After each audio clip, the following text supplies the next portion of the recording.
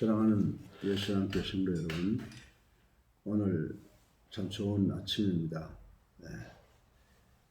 4월 8일자 코로나 게시판을 보니까 코로나 현황이 아주 확연하게 나타나는데, 확진은 1331명이고 어제 하루 확진된 사람이 47명에 지나질 않습니다. 그리고 격리 해제를 보니까 6,694명, 어제 96명이 해제된 것을 볼 수가 있습니다. 그리고 어제 사망수는 6명이고 총 사망 인원이 192명입니다. 이 통계가 점점 줄어드는 것을 보고, 반면에 지금 전 세계적으로 고라파나 미주에 있는 나라들이 코로나가 지금 극성을 부리고 있는 것을 볼 수가 있습니다. 하나님께서 우리나라를 도우셔서 이제 머지않아서 코로나19가 이 지구를 떠나는 날이 올 것으로 생각이 됩니다. 이제 기온이 올라가면서 점점 기운이 약해질 것으로 생각을 하고, 또 그리고 이제 여름, 가을 때 치료제가 개발이 되고 확진이 그리고 백신이 개발이 돼서 이 병도 과거의 패스트나 콜레라 같은 이런 병으로 전이될 것으로 그렇게 생각을 합니다.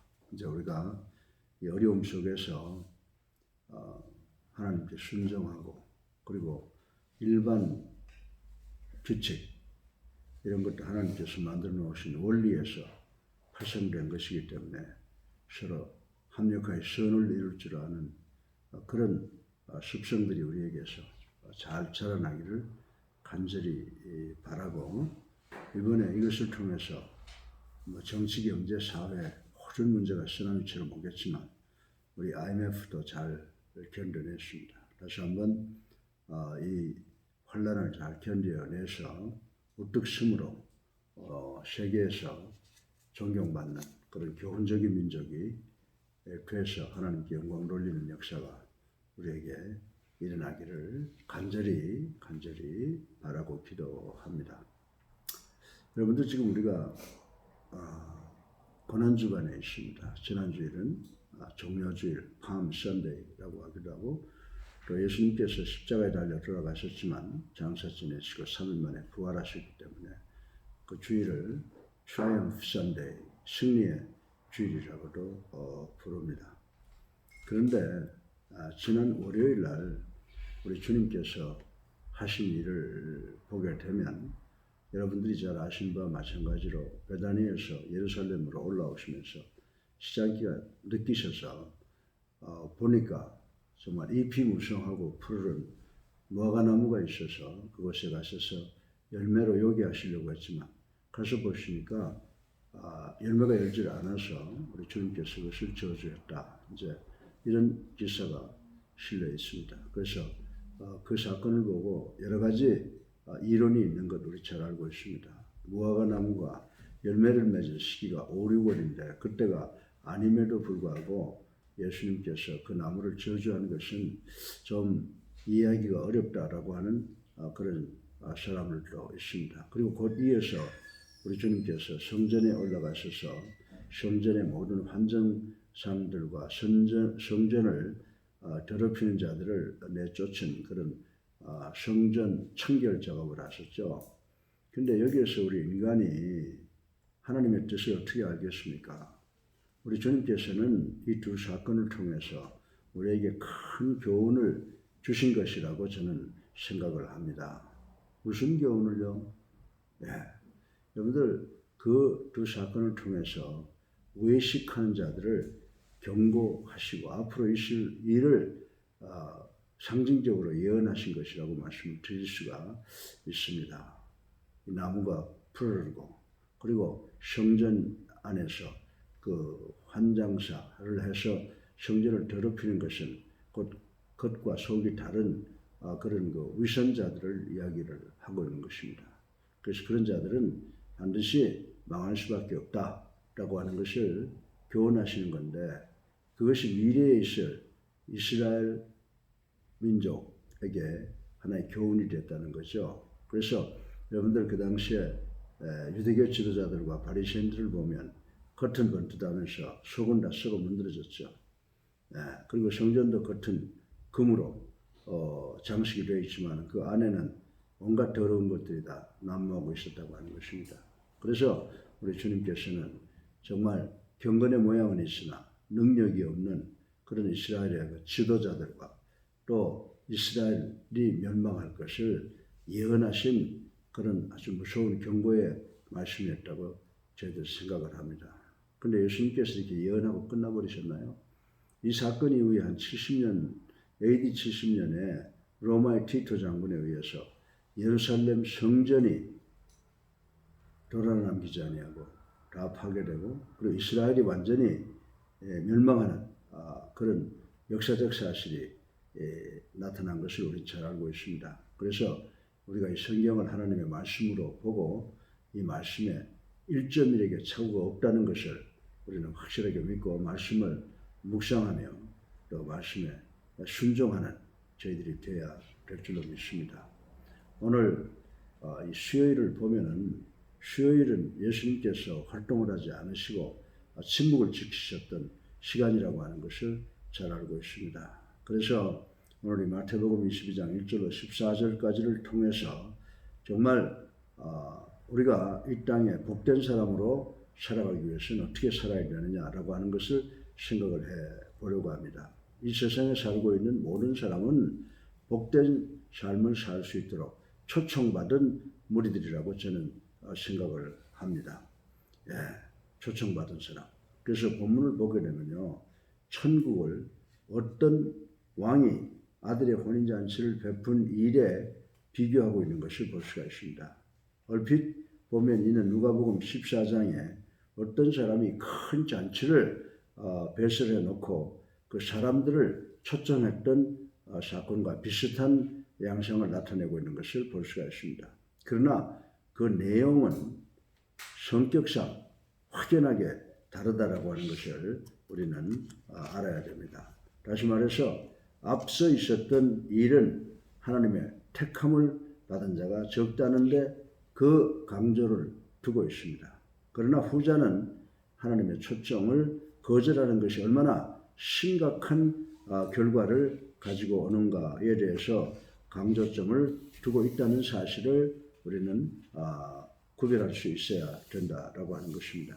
그런데 여기 이 결혼하는 이 혼인잔치 비유에서는 세 가지 유형의 사람들이 등장하는 것을 볼 수가 있습니다. 이제 이 세 가지 부류의 사람들은 각각 어떤 사람들이며 어떤 의미를 나타내고 있는가를 자세하게 살펴보고 오늘 우리 모두 함께 은혜 받기를 주님의 이름으로 축원합니다.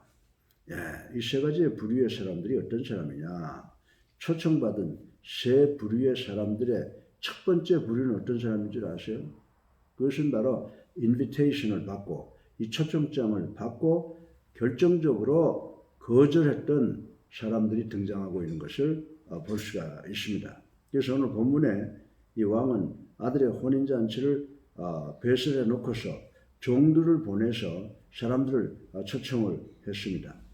그러나 오늘 본문을 보면 이 인비테이션을 받은 사람들, 이 초청을 받은 사람들은 아주 강하게 거절하고 자기 밭으로나 아니면 사업처로 떠나버렸고 심지어 어떤 사람들은 종을 잡아서 능력을 하고 더 나아가서는 죽이기까지 했던 사실을 우리는 여기서 볼 수가 있는 것입니다. 그런 환경을 당하자 이 왕은 화가 치밀었죠. 적어도 왕이 초청을 하는데 안 오는 것은 고사해놓고 그 왕의 신하들을 잡아 능력을 하고 죽였다라고 하는 것은 그 왕에 대한 역적과 역적모의와 같은 것이라고 생각을 했습니다. 그래서 이 왕은 어떻게 했어요? 군대를 보내서 그 사람들의 동네를 오늘 확 불사질러 버렸다라고 하는 것을 우리는 본문을 통해서 볼 수가 있습니다. 근데 이 말씀을 우리가 invitation of God, 하나님의 초청과 비교해 볼 수 있다고 저는 생각을 합니다. 결론적으로 거절한 사람들은 어떤 사람들이에요? 하나님의 초청을 거절한 사람들은 절대로 하늘나라에 들어갈 수가 없고 결국은 완전히 멸망당하고 말게 되는 것을 이 스토리를 통해서 우리가 교훈을 얻을 수가 있다라고 하는 것입니다. 그런데 우리가 본문에서 특히 명심해야 될 것은, 관심을 가져야 될 것은, 이들은 한결같이 결정적으로 초청을 거절하는데 그들의 문제가 있었다라고 하는 것을 우리는 알아야 됩니다.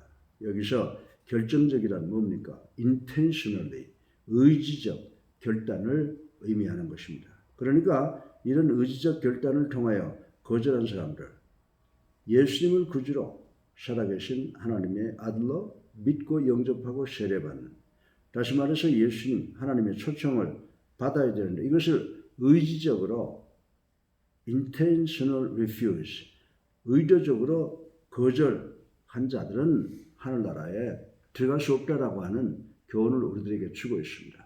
그래서 우리가 이 정치, 경제, 사회, 교육, 도덕, 윤리, 그리고 또 이 질병으로 고통당하는 이때 우리가 겸손하게 하나님 앞에서 무릎 꿇고 나에게 오라고, 나를 구주로 하나님의 아들로 믿고 영접하고 세례받아서 천국 시민이 되라고 초청하는 이런 예수 그리스도의 초청에 우리 모두가 다 응하는 것을 통하여 천국 시민이 될 수 있는 우리가 되도록 준비하고 이 땅에서도 모든 문제를 해결하는, 복받는 우리 예수와 함께 성도 여러분과 모든 성도 여러분 되시기를 주님의 이름으로 축원합니다. 이 초청받은 둘째 부류는 어떤 사람입니까? 여러분들 초청을 받자마자, 길거리에서 초청을 받자마자 곧 응한 사람들이라고 하는 것을 우리는 알 수가 있습니다.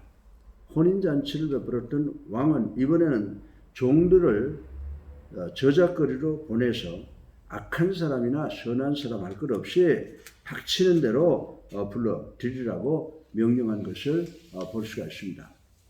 그런데 여기서 우리가 중요하게 관심을 가져야 되는 점은 이 저작거리에서 초청받은 사람들이 그 초청에 기쁨으로 응했다는 사실인 것입니다. 그리고 이 초청에는 차별이 없었어요. 높은 사람, 낮은 사람, 의로운 사람, 죄 있는 사람이나 이런 차별이 전혀 없었다는 점을 우리는 간과해서 안 된다고 하는 것입니다.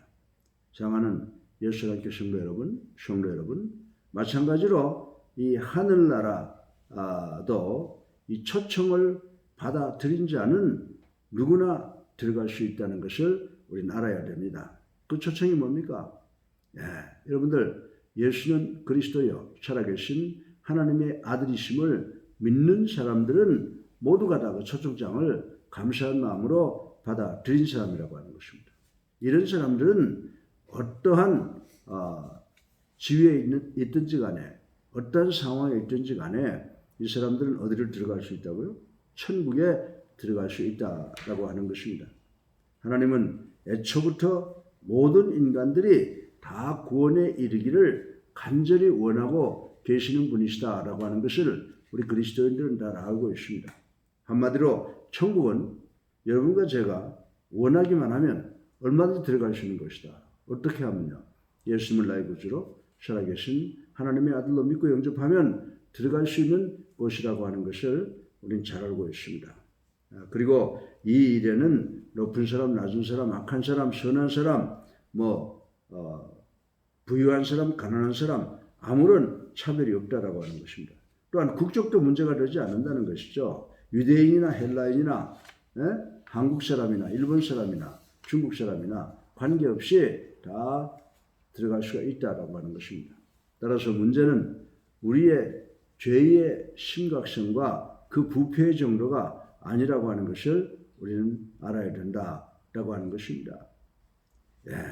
오직 초청을 받고 나오지 않고 있는 것이 문제라고 하는 것을 우리는 알아야 된다라고 하는 것입니다. 사실상 우리 모든 인생들은 자기 자신의 죄보다는 주님의 구원의 초청을 거부했기에 영벌을 받게 된다는 것은 우리 믿는 자들은 대부분이 이 일을 쉽게 알고 있다라고 하는 것입니다. 사랑하는 예수와 함께 성도 여러분, 사랑하는 성도 여러분, 우리가 당하고 있는 모든 어려움은 연단이 될 수 있도록 우리가 노력을 해야 돼요.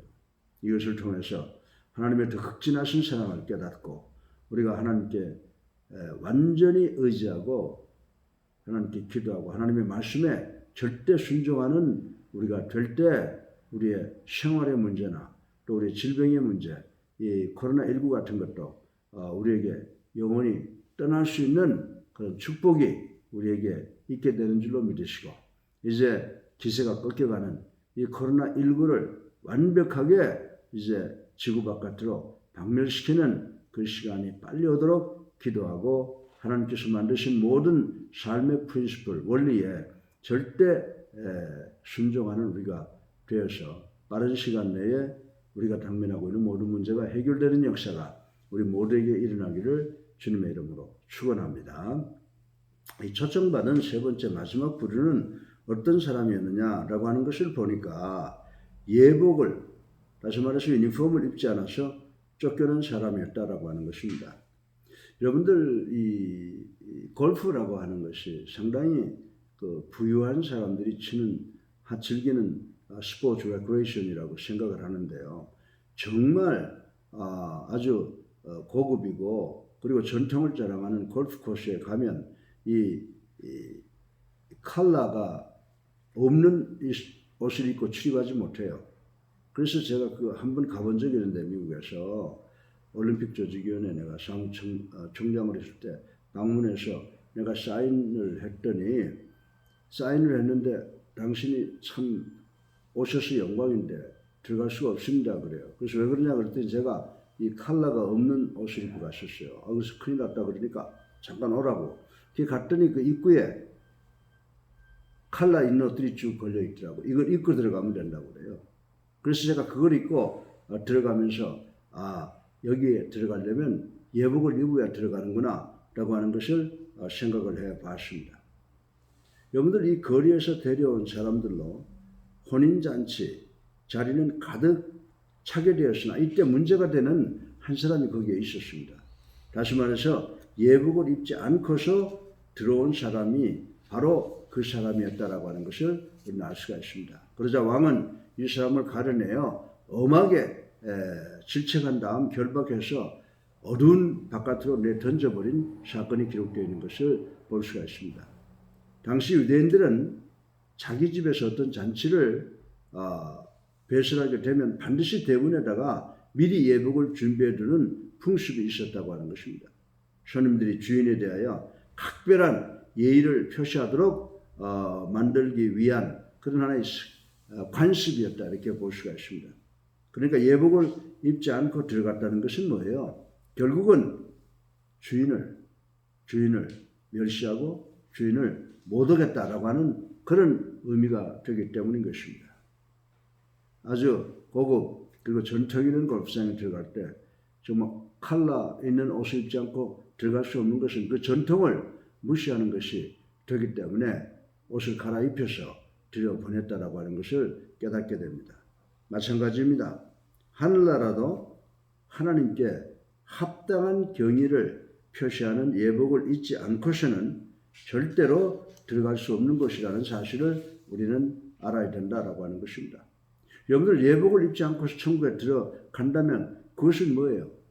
하나님을 멸시하고 천대하고 하나님을 모독하는 그런 일이 되기 때문이라는 것을 우리는 알아야 됩니다. 사랑하는 예수 안교 성도 여러분, 자 그렇다면 우리가 하나님 앞에서 갖추어 입어야 할 예복, 이 유니폼이 무엇인가를 우리가 영적으로 한번 생각해 볼 필요가 있다고 저는 생각을 합니다. 이 유니폼, 이 예복은 어떻게 될까요? 그것은 바로 우리가 예수 믿으면 어떤 현상이 일어나죠? 예수 그리스도의 보혈로 우리의 죄가 다 씻김 받습니다. 씻김 받으면 우리가 그걸 갖다가 의로움을 입는다. 그렇게 이야기를 하죠. 다시 말해서 예수 그리스도의 보혈로 우리의 죄가 깨끗하게 씻김 받는 것은 성도들의 거룩한 행실의 옷을 입는다. 이렇게 생각을 할 수가 있다라고 저는 말씀을 드립니다. 요한계시록 19장 8절에도 보면 그 보혈로 깨끗하게 씻김 받은 성도들의 거룩한 행실의 옷을 거론하고 있는 것을 우리 읽어볼 수가 있습니다. 그렇습니다. 믿는 자들의 옳은 행실이 믿음이 원인이 되고 행실이 이 결과라고 하는 것을 볼 수가 있습니다. 믿음과 행위, cause and effect. 이 옳은 행실이 바로 우리가 갖추어 입어야 할 천국 예복이라고 하는 것을 말씀드릴 수가 있습니다. 사랑하는 예수 함께 성도 여러분, 천국은 누구나 다 들어갈 수 있는 하나님의 축복의 현장이라고 말씀을 드릴 수가 있습니다. 그러므로 스스로 주님의 십자가 공로를 거부하고 하나님의 은혜를 고의로 거절하는 자는 결단코 들어갈 수 없다라고 하는 것입니다. 누구든지 저를 믿으면 멸망치 않고 영생을 얻을 것이다. 누구든지 예수를 그리스도로 살아계신 하나님의 아들로 믿고 영접하면 다 구원받을 수 있다는 말씀인 것입니다. 그런데 비록 그 초청에 응했다 하더라도 절대로 천국에 들어갈 수 없는 사람이 있다라고 하는 것입니다. 다시 말해서 예복을 갖춰 입지 않은 사람이 바로 그 사람입니다. 이 예복은 누굴까요? 이 예복은 무엇일까요? 이 예복은 예수 그리스도께서 주시는 칭히 이 의의 옷을 입는 것을 가리키는 것인 줄로 믿으시기 바랍니다.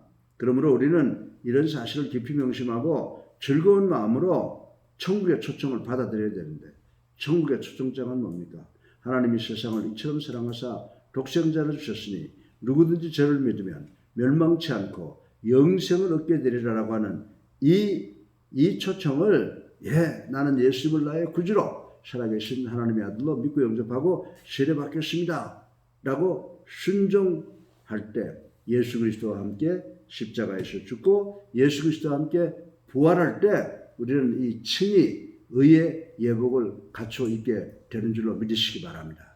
그래서 우리 모두가 이 의의 옷을 받아 입고 주님의 공로를 통해서 하나님의 자녀가 되어서 이 세상에 살아갈 때에 우리가 필요한 모든 것 다 공급받는 여호와 일의 하나님의 축복과 더불어 천국 들어갈 수 있는 소망을 갖게 되고 오늘날에 우리가 당면한 모든 문제 하나님의 능력으로 하나님의 사랑으로 해결될 수 있다는 것을 믿고 기도하고 모든 그 위생 그리고 건강에 잘 순종해서 하루속히 우리가 당면한 문제를 해결하시는 우리 성도들과 우리 모두가 되기를 주님의 이름으로 축원합니다. 할렐루야. 감사합니다. 오늘도 승리하시기 바랍니다. 기도하겠습니다. 사랑이 많으신 아버지 하나님 찬양과 영광과 존귀를 올립니다. 저희들 하나님의 자녀답게 살겠다고 결단하면서도 죄를 짓고 있습니다. 저희들의 모든 죄를 하나님께 고백하고 회개하오니 견고하고 높은 죄악의 담을 다 허물어버리는 역사가 일어나게 하여 주시옵시고 갈보리 언덕 십자가 보혈의 은혜를 감사하는 것을 통하여 저희들 칭의를 받기 위해서 참으로 천국 백성이 될 수 있는 축복을 허락하여 주시옵소서.